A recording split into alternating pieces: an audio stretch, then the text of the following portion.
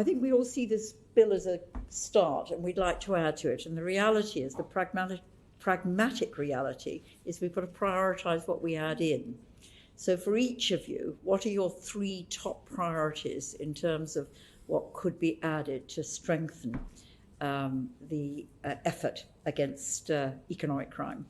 I don't know. Unsurprisingly, verification. So the first thing would be to think very hard about whether or not it's the trust and service provider sector that we want to do that, and think much more broadly about what other mechanisms are available to us, and cast the net widely around the world. There's a lot happening. Secondly, that those statements of beneficial ownership of significant control are actually verified too. That's a far harder task. The world hasn't figured out entirely how to do that. There are some really good examples. Places like Austria are doing good work, but that's largely about using data from across government to make sure that you can red flag those statements.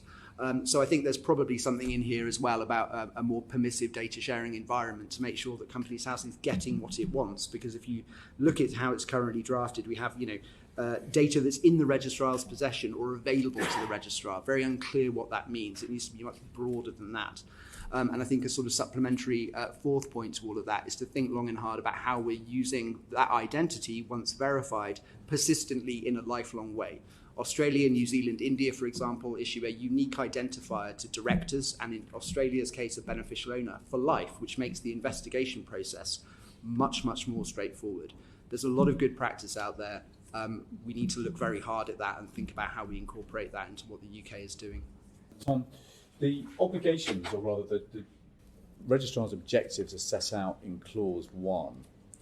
They're pretty woolly. How would you like to see them improved? I think objective 4 needs to say prevent. It's an objective related to the registrar's functioning. The registrar should be responsible for taking really active and very clear measures to prevent criminal activity under its sort of bailiwick, really.